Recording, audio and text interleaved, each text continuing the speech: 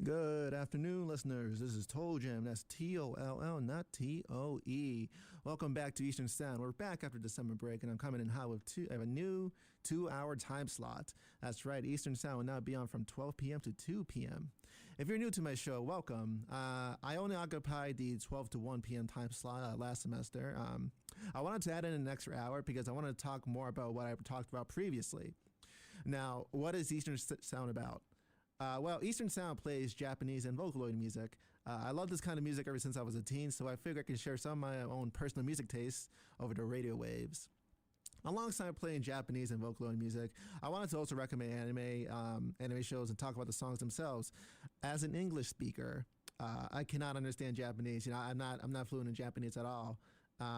But through translations of the songs I'll play, I can tell you the deeper meaning behind these words and, words that you and I cannot understand. But there are really great Japanese and Vocaloid songs that have incredible stories behind them, really deep meanings that I wanted to share with you, the listeners.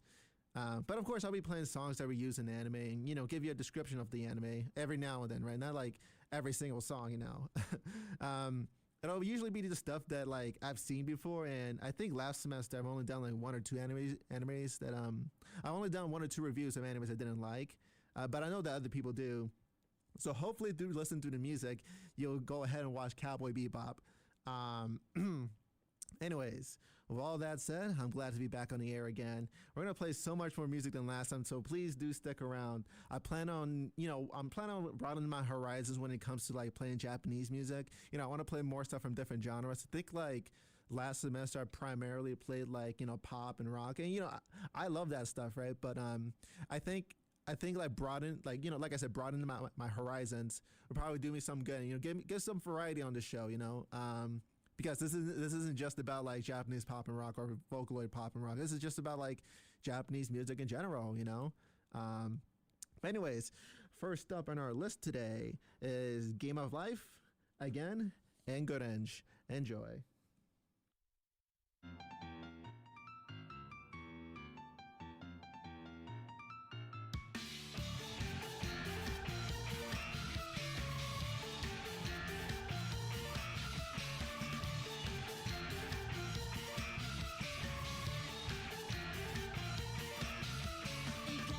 人生は虫けらで2回目の人生はやんばるくいな3回目の人生はどくも4回目の人生は生まれてすぐ死んだ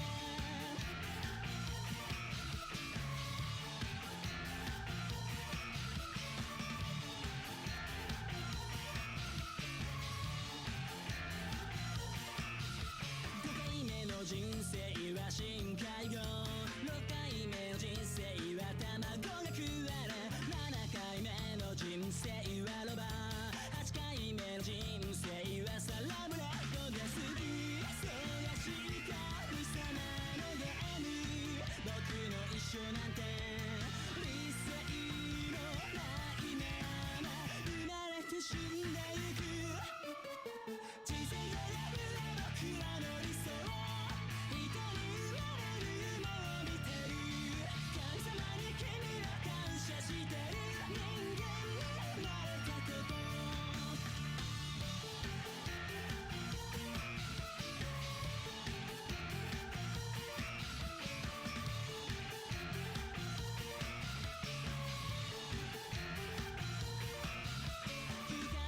人生は植物で10回目の人生はサーカスの虎11回目の人生は発展途上国で人間になれたよ今日もまたルーレットが回る種別が決まる毎日太陽正気と同じです干されたままの人生ゲーム雑な神様の恋なんさ意味なんてないのに生きてるなんて悲しい話だね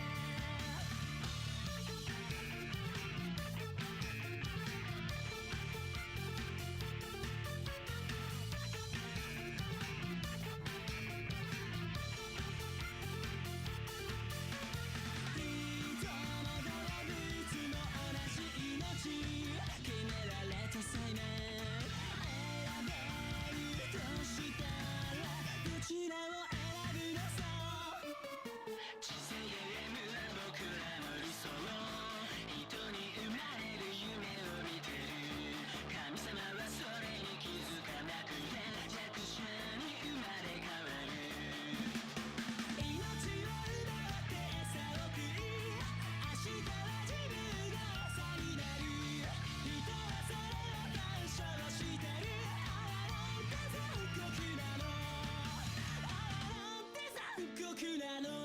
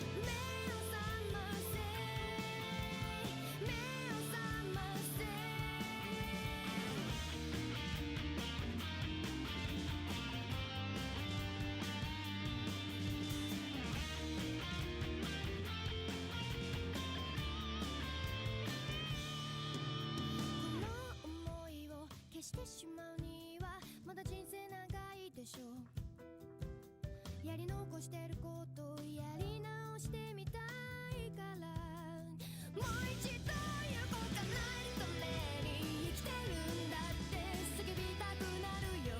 聞こえていますか、無難になんてやってられないから、帰る場所もないの。優しさにはいつも感謝してる。だから強くなりたい、懐かしくなる、こんな痛みも歓迎じゃん。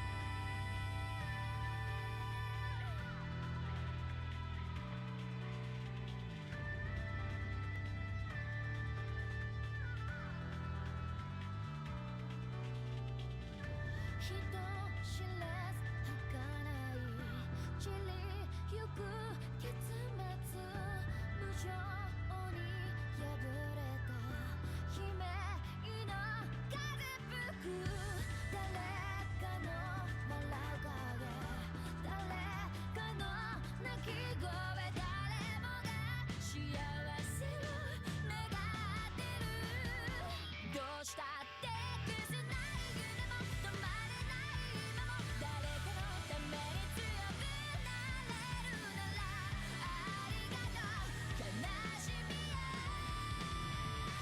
世界に打ちのめされて巡る意味を知ったグレンの花よ咲き誇れ運命を照らして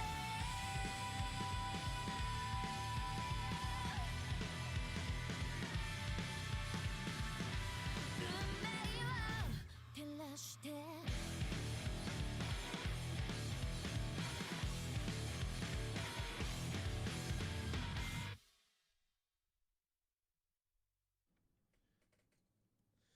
One of the most recent anime I rewatched was an anime called Cyberpunk Edge Runners. I rewatched this because I wanted to show other people how much I loved this anime. Cyberpunk Edge Runners is a prequel to a source material, Cyberpunk 2077, which is a video game. Edge Runners takes place 1 year before the game starts with a new cast of characters. The story follows 17-year-old David Martinez as he tries to make his way up the ladder in Night City. Now, Night City is a high-tech futuristic California city-state and is well known for his crime and, where dreams go to die. He attends Arasaka Academy, a prestigious school with a hefty bill that his mother works hard to keep him in. After a series of events, David is forced to face Night City and either blend in and fade away or risk it all and become a legend. This is one of my most favorite anime of all time, probably in my top 5. Now, I played the game that Edge Runners was based off of, and it was pretty good. Well, after the game got patched and, it was playable. That's a whole other thing. Anyways, what a lot of adaptations do wrong is being inaccurate to the source material. There's like mismanagement of information. There's like plot holes or like, what happens in an adaptation contradicts what happens in the actual like source material. Cyberpunk Edge Runners follows the source material pretty well. There was no conflict of information with the characters in the anime and the game. In fact, after the anime came out, there was an update to the game that included references to the anime itself, which I thought was really, really cool. And then, gave you more reasons to watch the anime because now you want to know like what is this referring to. Now, do you need to play the game to watch Cyberpunk Edge Runners? No, not really. There will be terminology that you're going to be confused about, but the show gives you enough context for you to figure out what they mean. For example, Chrome. Chrome is a slang term for cyberware, which is heavily featured in the anime. And to add on to this, being chromed up means being implanted with cyberware. So, you get people with like, I don't know, like cybernetic arms, to make them stronger, like cybernetic legs to make them go faster. They even have cybernetic lungs. Isn't that crazy? But yeah, the anime has like high tech, but it's like not too high tech where you don't recognize that it's like it is in the modern world, because it takes place in 2077. So there are some things that still happen in our current world that still happens in that world too, and to throw another terminology in there for you. The term choom, CHOOM, that refers to something like, like man, what's up, man, or like, what's up, choom, or like, come on, man, come on, choom, stuff like that. It's a slang term, Night City where the story takes place is kind of like in a, how do I say it? In a more urban environment, in a more urban metropolis, and isn't like heavily focused on like, like where the rich are or anything like that. You're usually on the bottom of the barrel, in the trenches where like, the street gangs are and stuff like that. It's a great anime. The anime itself is 10 episodes long, and the English voice actors are really, really good. They kill it in their English dubs. The show features violence, blood, and nudity. So if that's not your thing, then maybe wait for my next recommendation on my next show. However, for those of you willing to try out the anime, please do. I would love for people to watch this absolute masterpiece of an anime. If you like gritty stories, incredible characters, and futuristic environments, then Cyberpunk Edge Runners is an anime for you. I believe they have it on Netflix. I'm not sure on like other streaming platforms, but if you look hard enough, you'll be able to find it if you catch my drift, you know. But with that said, coming up next on Eastern Sound, we have Guren no Yumiya, Egao no Mahou, Black Bullet, and Yakusoku no Hi. Enjoy. 人類は思い出した。奴らに支配されていた恐怖。鳥かごの中に囚われていた屈辱。放たれた弓矢よ、壁を越え海まで飛んでいけ。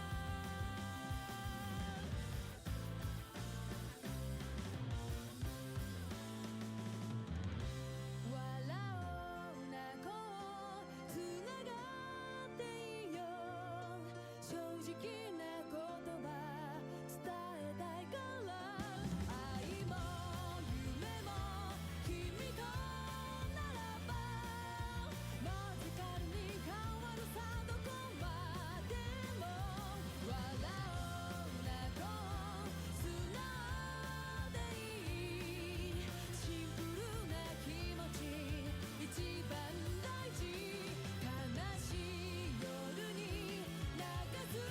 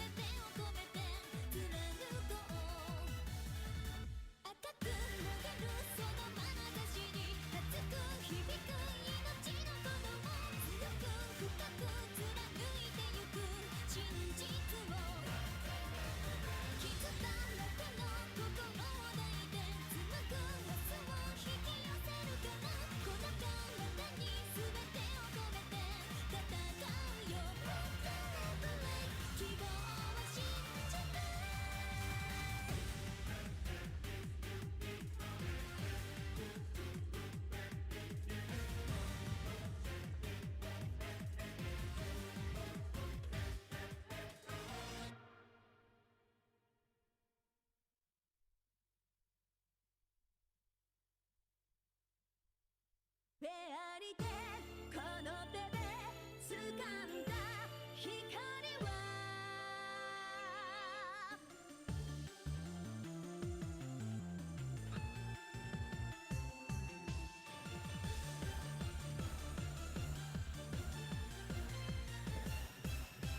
夢に描いた理想郷夢のまま終わらせないいつか会える未来の僕に伝えたい時に未来は残酷で鏡のように割れるけどかけらをなくさないよう見つけ出せばいい凍える闇が僕たちの行く手塞いでもきっと忘れない希望フェアリテこの手で掴んだ光は絆の力溢れているから僕らは知っている悲しい涙をだから譲れない揺るがない夢見たあの日にそうたどり着くまで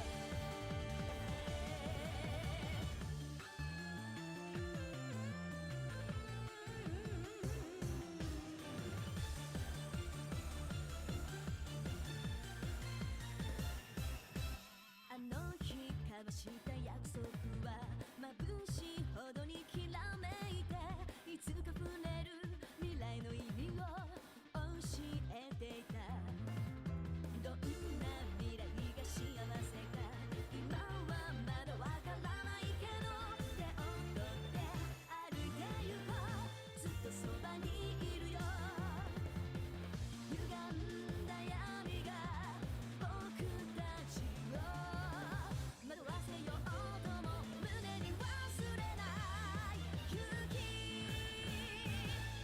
フェアリテ痛みは笑顔で隠して出会った意味を分かっているから僕らは知っている負けない強さをだから忘れない迷わない誓ったあの日にそうたどり着くまで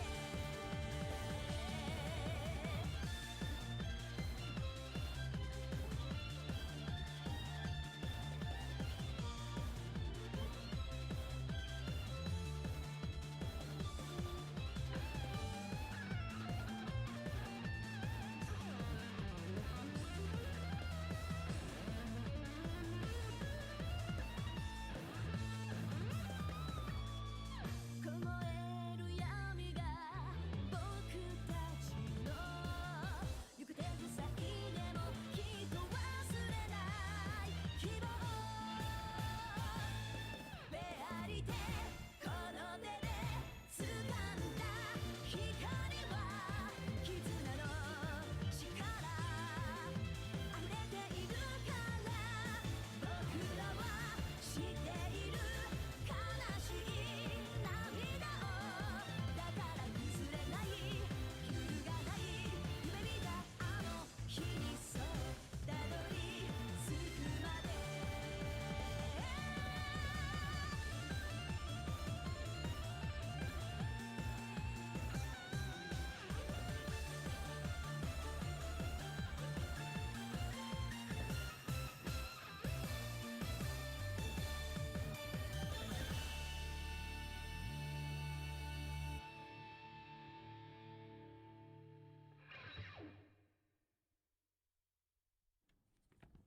Eastern Sound is a recorded broadcast that gets uploaded onto YouTube.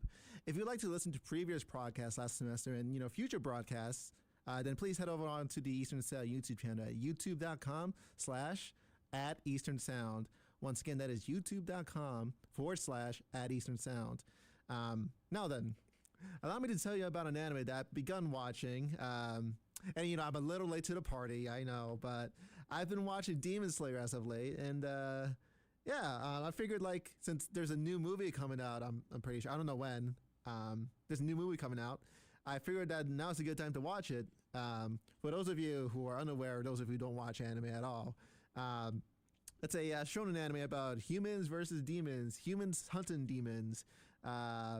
In the show, demons are monsters that hunt and consume humans to grow stronger. Humans that hunt and kill them are known as demon slayers.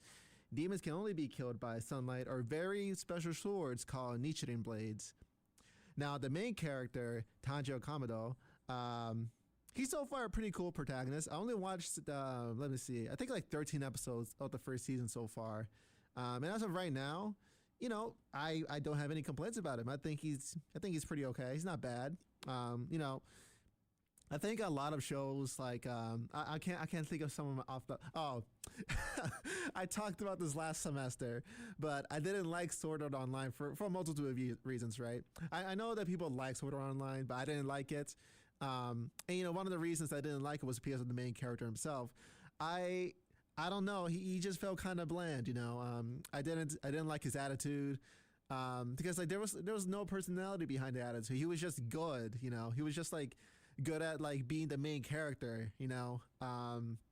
Now you could argue that like he wasn't good enough for what happens in like, you know, what was it, like the end of the first arc, right? Because he had, you know, whatever. I'm not gonna spoil it because you want to watch it, but I don't know. I like if I were to compare Tanjiro to Kirito, right, or Kazuto, whatever you want to call him, I prefer Tanjiro a lot more than Kirito by a long shot.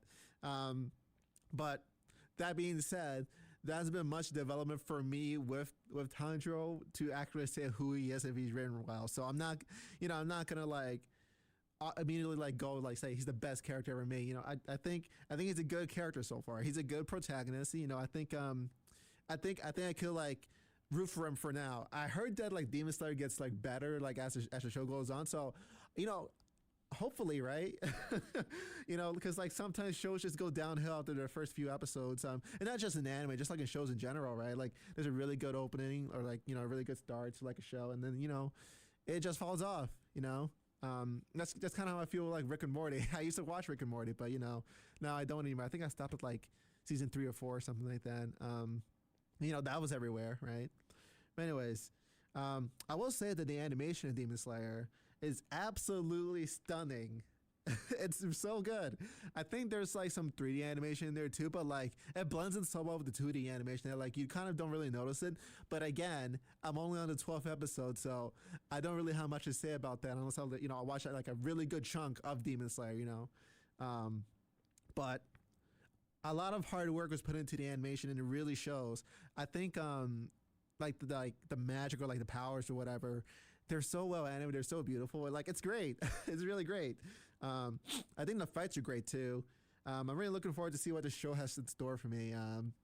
I will say that like in some of the fights there are a bit of like kind of like odd moments, you know, where it's like, okay, I can see how that will work, but like, I mean, like realistically, right? Like, okay, it's a fictional show, obviously, right? So you know, realism is like thrown off the table, right? But I don't know. There's like a few moments so far, like probably like 2 or 3, maybe just 2, honestly. Where it was like, okay, I mean, I guess, right? But you know, I feel like they could have handled it in a different way. And like, I don't know. It's strange, but it's good. It's a good show so far.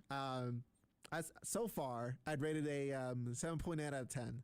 But again, I'm very early on in the series, so that will change. That will change.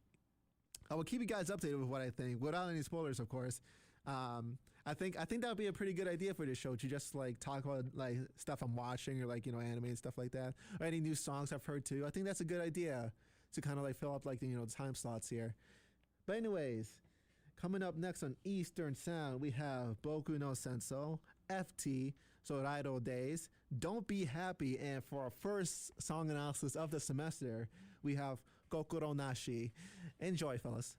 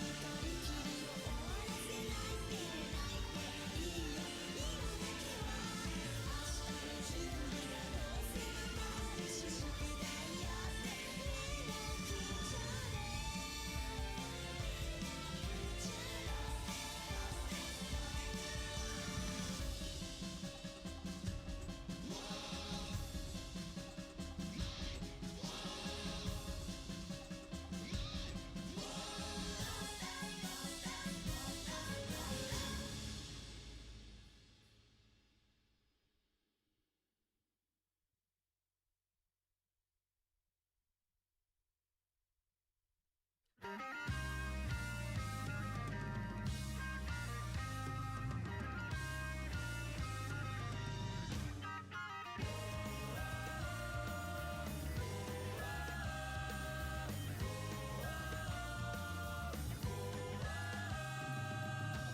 丈夫俺が何万回も叫んでやる君の明日が全て輝いていると信じてる夢を叶えた全ての人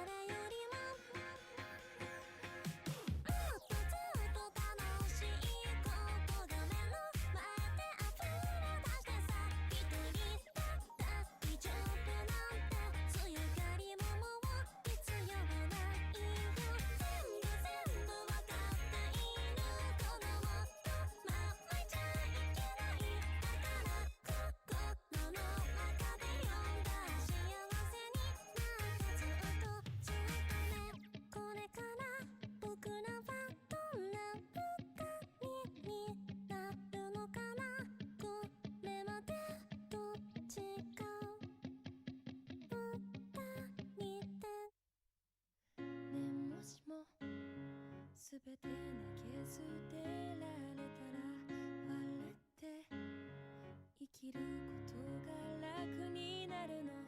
また胸が痛くなるからもう何も言わないでよ。ね、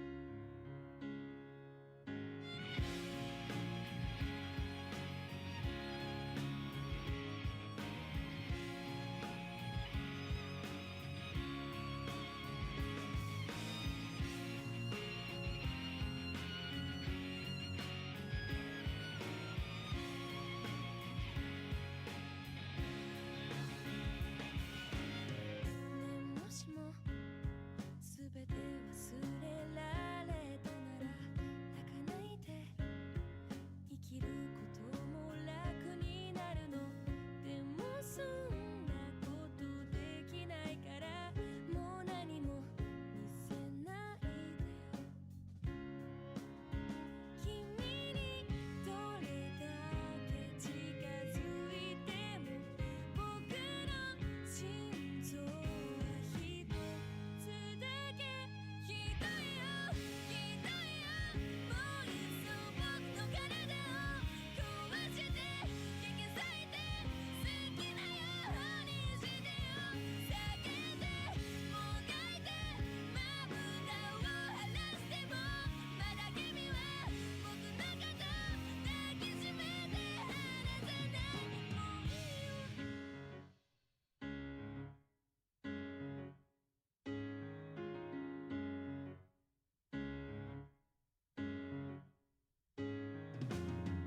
ね、もしも僕の願いが叶うなら君と同じものが欲しいんだ。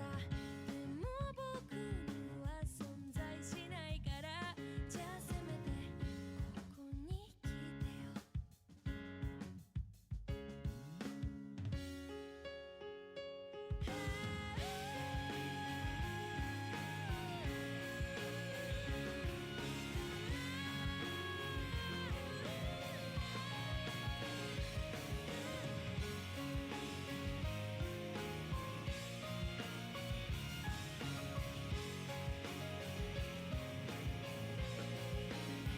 君にどれだけ愛されても僕の心臓は一つだけ。やめてよやめてよ。優しくしないでよ。どうしても僕には理解ができないよ。痛いよ痛いよ。言葉で教えてよ。こんなの知らないよ。一人にしないで。ひどいよひどいよ。もういっそ僕の体を壊して引き裂いて好きなようにしてよ。叫んでもがいてまぶたを晴らしてもまだ君は僕のこと抱きしめて離さない。もういいよ。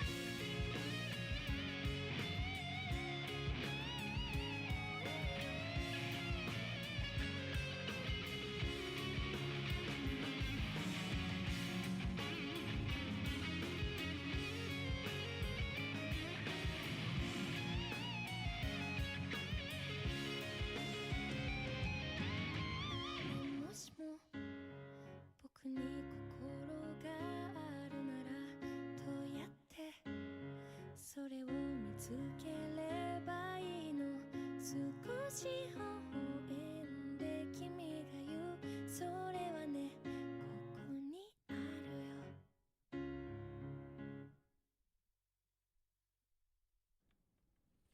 よ。Kokoronashi by Majiko. The song that just finished playing is a powerful and deeply moving song whose lyrics describe how emotional attachment can be a crippling thing to go through. Now, first off, I really love this song. I think this song is much more prevalent in the real world than it was before. Like 10 years. This is a 10-year-old song, by the way, and it's so good.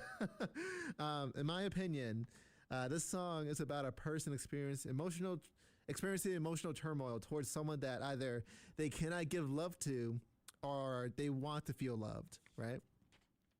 And this will lead the singer to kind of self-destructing with the first lines reading, say, if everything was thrown away, would living with a smile be easier? This kind of shows how the singer wants to let go of whatever emotional baggage that they might have. And there's a sense of not being good enough either with these lyrics here. No matter how close I get to you, my heart is just one. This tells us that the singer cannot give the love that they want to give, right? Because they only have one heart. They don't, like if their heart was 2 times the size, then sure, maybe, right? But, you know, we're all human, right? They tell us that they cannot give the love to the other person, you know, based on like their needs or what they want, right? And then this is where the inadequacy comes from, because once you start feeling that way, you start to self-destruct, knowing that you can't do much about it because of your own like personal, how should I say it? Not boundaries, but I guess personal limits. Yeah, that's the word. Even if the other person is understanding of your own limits, you want the best for the other person, right? And these lyrics represent these thoughts. It's awful. It's so awful. I'd rather you destroy my body, tear it to shreds, do as you please. And it's followed by, stop, don't be so kind. Whatever I do, I can't understand. Now, of course, you know, these lyrics tells us that the singer wants to be left in pieces, alongside how receiving kindness from another person can emotionally confuse someone. It's as if they're saying, why are you being so nice to me? I don't get it, right? Stop it. They can't process acts of kindness emotionally, right? And probably even just like on a literal sense too. And I think that's something that a lot of people go through, and not just with like romantic relationships or anything like that, but, you know, platonic ones too, even family, right? You know, even people who are just like, I don't know, like they get out of prison, right? And, you know, they did a crime. Like, let's just say it's a petty crime, right? They robbed a store or something, right? And, you know, they can feel like some kind of sympathy towards that action. And when met with kindness, and, you know, after, you know, serving their time in prison, or, you know, just doing their time, right? They don't understand how people could be so nice to them after, you know, they did something bad. Even with just nice people too, you know, they just can't accept acts of kindness, even though they do the same thing for the other person, right? I don't know. It represents how just some people have a hard time giving love and kindness towards other people. And, you know, like I said, when they want to give it back, but are unable to do so. And, you know, when these people receive the love that they want to give, they don't know how to process it, right? They just kind of shut down. And, you know, and that's where, like, you know, I don't deserve this kind of comes from, right? Kokoronashi is an amazing song, and it has such an emotional tone behind it once you learn about the lyrics. Actually, just looking up the English lyrics and listening along, it's a very, very good song. And, you know, like I said, I think it's more prevalent nowadays with, like, I think like, when it comes to just, like, bonds in general, right? I think a lot of people nowadays think, like, it's like a, I want to say mandatory thing, but it's kind of like a, how should I say this? A more of a casual thing, right? But you have like these social interactions that are just kind of like one note, right? And now this is not to say that like everyone's doing this, right? But like, I think when people just generally be kind to one another, I think that's when people get caught by surprise, you know? And I think like, I don't know, because I remember the world being kind of different when I was a teenager, right? When like, you know, just that kind of stuff being normal, it's just like, just part of every day, right? But anyways, again, highly recommend you guys look into that song. It's really, really good. Oh, hold on. But we're going to move on to our Vocaloid segment now. Coming up next on Eastern Sound, we have Monitoring by DECO, Tetoris by Hiiragi Magnetite, My Crush Was a Monster Boy by SHOKUBAI Phantom Girl, and Override by Yoshida Yasei. See you guys soon.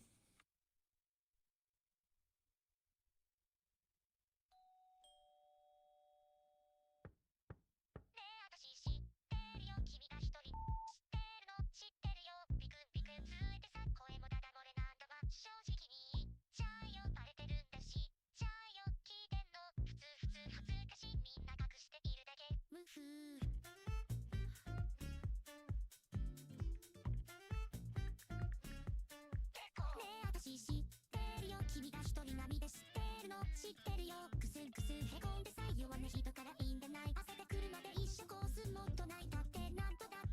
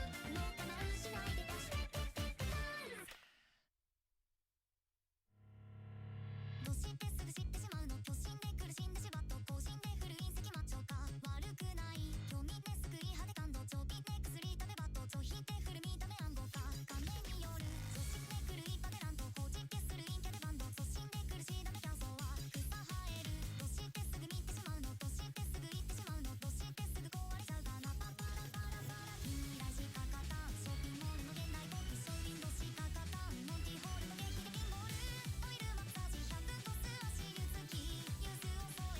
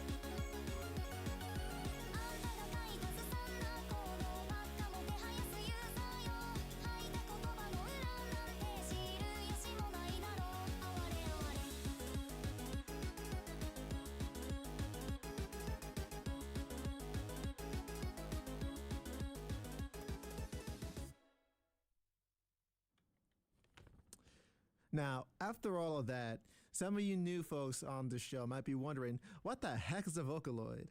Well, here at Eastern Stand, we play regular old Japanese music as well as Vocaloid songs. Vocaloids are virtual singers, meaning they aren't real people. Now, before you think they're AI, they're not. Vocaloid has been around publicly since 2004. Now, that's great to know, but what's the appeal here, right? Why would people want to listen to any of this? Well, these virtual singers have voice banks, right? And now these voice banks are samples of real human voices that you can remix and mess around with to make music, right? And these voice providers are what give the Vocaloids or virtual singers their own voice. And with these voices, you know, they get like these cool little character art, like, you know, attached to them. So, you know, you get like a kind of a feel behind like what the personality is behind the Vocaloid that you're about to, you know, use. You can write your own song and have this program sing your song. There are many different types of Vocaloids with like different range of voices. There's like male and female Vocaloids. I don't think I've played a male Vocaloid song yet. Yeah, I haven't. But you know, sometime soon I will play on Eastern Sound, you know, more, you know, male Vocaloids. But anyways, you can find the one that fits your own song as long as you put into work into tuning the voice bank yourself. So like, you know, if you want like a more higher pitched Vocaloid or something, or you want to tune it to be higher pitched, you can do that. If you like the voice that the Vocaloid comes with, you can lower the pitch, you can raise the pitch or whatever, right? You can just do a lot of stuff with Vocaloid. And online, especially on YouTube, and like I forgot what the Japanese site is called. Yeah, I forgot. I'm gonna have to come back with that in the next time. But there is another Japanese kind of version of YouTube where, like, you know, a lot of Vocaloid artists, you know, upload their own stuff on it, and they get millions of views. People love this stuff, and you know, there's like concerts for these things too. It's great, honestly. You know, you can make money with that as long as you know your own song spec of traction. But we're just gonna get into our Vocaloid section here. You know, we still have a few more songs to play before we end off Eastern Sound. So coming up next, we have Dislike by Utsu-P, Just Be Friends by Dixie Flatline, Goddish by Pinocchio-P, and No Title by Rio. See you guys soon.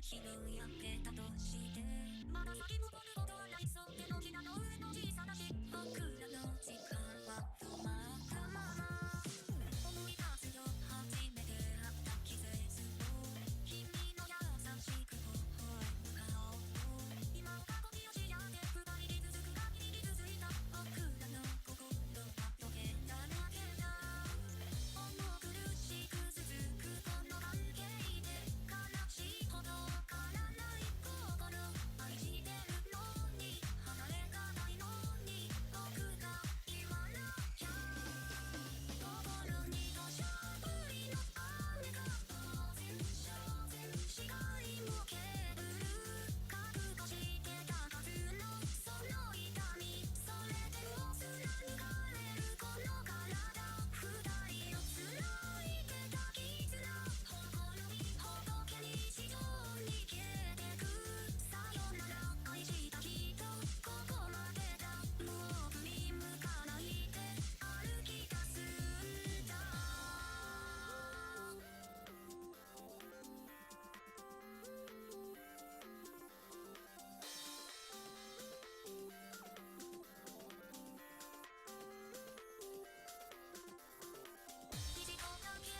一度だけ願いが叶うのならば何度でも生まれ変わってこの日の君に会いに行く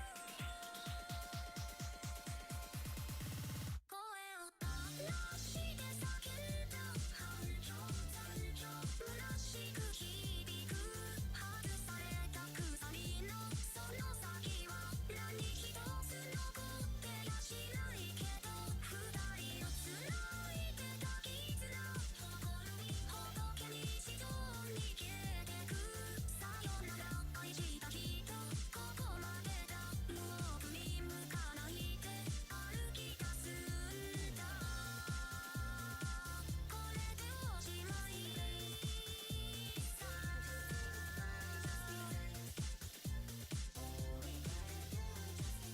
Just be friends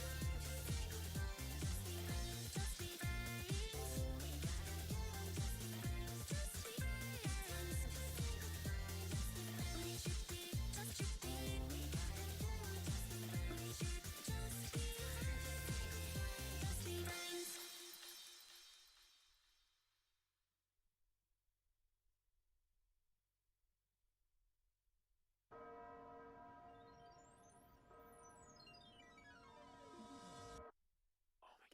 愛のネタバレ別れっぽいな人生のネタバレ死ぬっぽいな何それ意味深でかっこいいじゃんそれっぽい単語集で踊ってんだ死刑トゥトゥルトゥトゥトゥルトゥトゥルトゥトゥトゥルトゥトゥルトゥトゥトゥルぽいじゃんぽいじゃんトゥトゥルトゥトゥトゥルトゥトゥルトゥトゥトゥルトゥトゥルトゥトゥトゥル神っぽいなもういいぜもういいぜそれもいいぜもういいぜ逆に興奮してきたな起きね起きねゆろ起きね起きね景気けど人生は自由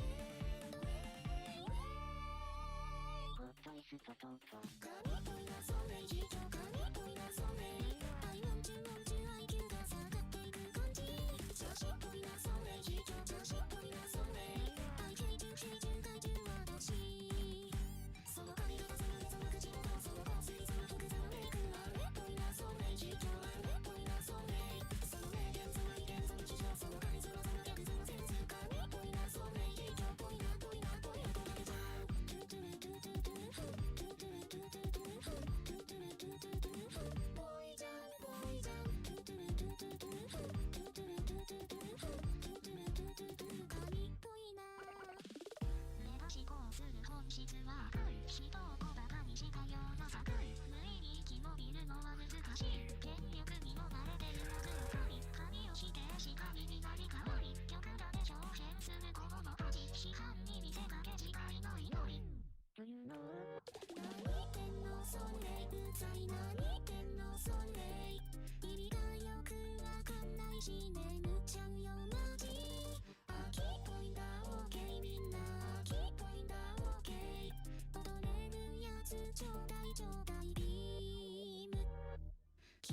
歴史ョイレそれ歴史ョイ歴史ョイレ逆に不安になってきたじゃん。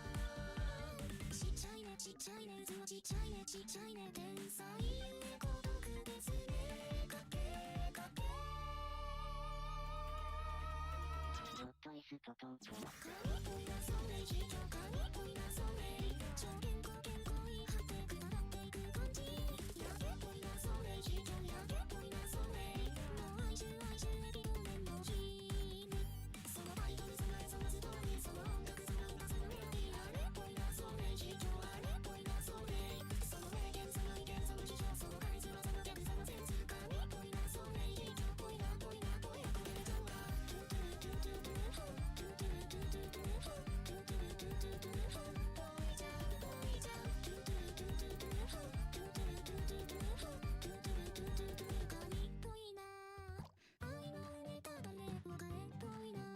人生のネタバレ死ぬっぽいな全て理解して患った無邪気に踊っていたかった人生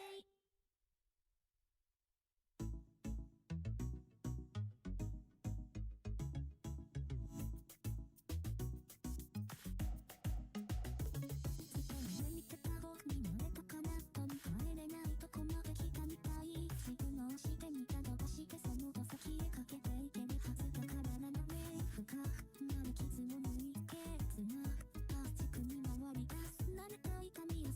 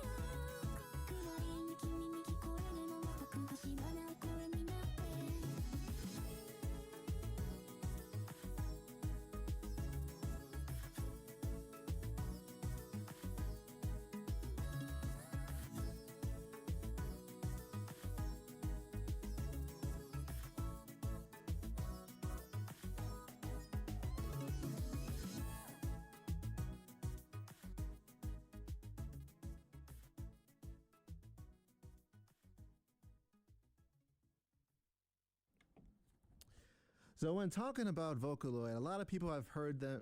A lot of people who've heard them think of the most famous one of them all, Hatsune Miku. Now, Hatsune Miku is recognizable through her effective bass design and throughout her many appearances in media outside of singing and Vocaloid stuff in general. She's appeared in games, anime. She's even appeared on David Letterman, if you could believe that. Her voice sampler, Saki Fujita, has done a lot of work outside of Vocaloid, such as voice acting in various games and anime and the like. Now, I mentioned Miku's design briefly, but the popularity of her design has made it so like a good number of Vocaloids like that came after her, right? Had the same like futuristic look that she had, right? They were like trying to mimic, or at least like the people who made those Vocaloid designs tried to mimic like Hatsune Miku's design because it already worked before, so why won't it work again, right?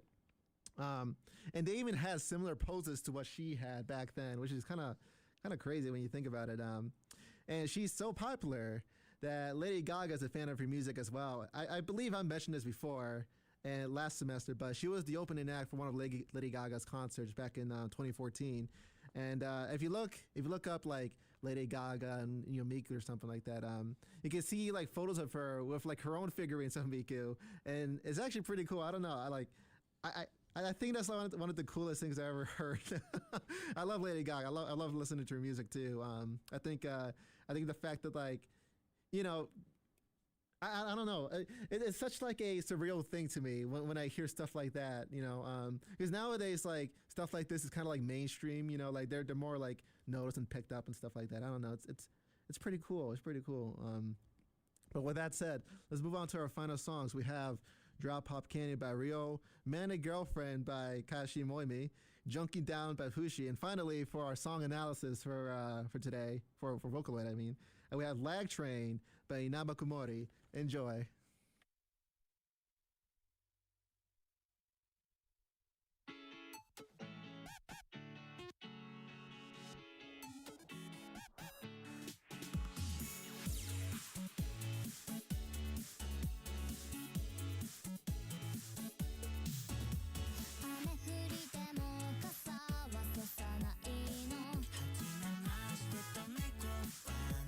お気に入りのヒールを濡らす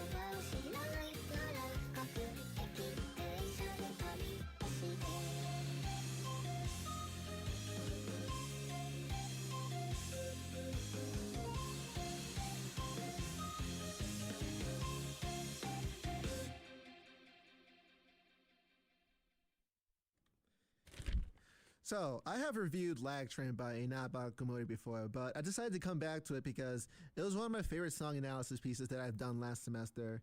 And plus, it's good to revisit some things every now and then from time to time for the people that missed it, or, people who haven't, tuned in, last semester, or, don't want to tune into the YouTube channel. I will be going over the same things I said just like last time, but hopefully that doesn't put off, any old listeners to the show. Anyways, let's get started with the analysis. The title of the song, Lag Train, goes hand in hand with the lyrics, as the lyrics themselves use trains and train stations as metaphors for the journey of life. Within the first few lines of the song, we can refer to some type of metaphor, such as, it seems the train connecting to the far-apart cities have already departed.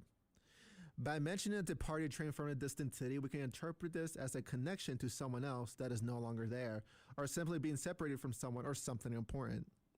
Distant is the key word here, as it could be used as something that is far away or in a more personal way, someone who is distant or isn't around as much anymore. Reading the next few lines, if I don't know the words I lost, I'll grasp them tight from within my pockets. This could imply something unresolved. The lost words being grasped within someone's pockets could be symbolism for someone who has something that they want to say to someone, but are no longer able to for whatever reason.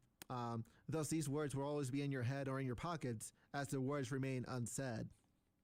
Because of this, Lag Train also tells us not to rush things throughout life. In order to get to the next train, the song uses the actions of walking to the next train as a way to slow down. The lyrics reads as follows. I'm all alone and mustn't rush down the back alley. Look, the traffic crossing is also saying, wait for me. The street corner on patrol restrains you. Not rushing down the back alley means slowing down. And of course, your traffic crossing and the street corners are things that temporarily roadblocks you to prevent you from getting onto the next train. Take your time. Sure, there are limits to what you have to do, what you have to adhere to, but doesn't mean you have to rush through things. When you hit a roadblock like a do not cross sign or like a traffic light in life, be sure to look around and take things in, because there's gonna be things you miss if you don't look around, take the time to look around, and smell the roses. The song continues with this line of thinking with, the evening train station is terribly crowded. I wanted to take a break until I have it all to myself. Again, a group returning from school pushes you along. Look, the ticket machine is saying wait for me. With that said, we can get to the final few lines of the song. They read as follows. The train that connects the far apart cities calls forth a wind. Please don't be blown away by it. The words are lost. It's fine if you just let them be, because I want to entrust you, your everything, to this swaying train car. In these words, Lag Train tells us to enjoy life's journey and let go whatever it is in your head. The word left unsaid or deeply any regrets you have in life, it's okay to let them go.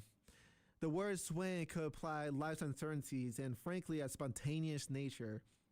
To not be blown away by the wind and entrusting yourself to the swaying train car means to take hold of the journey that you're in, even if you have doubts about what you're going through.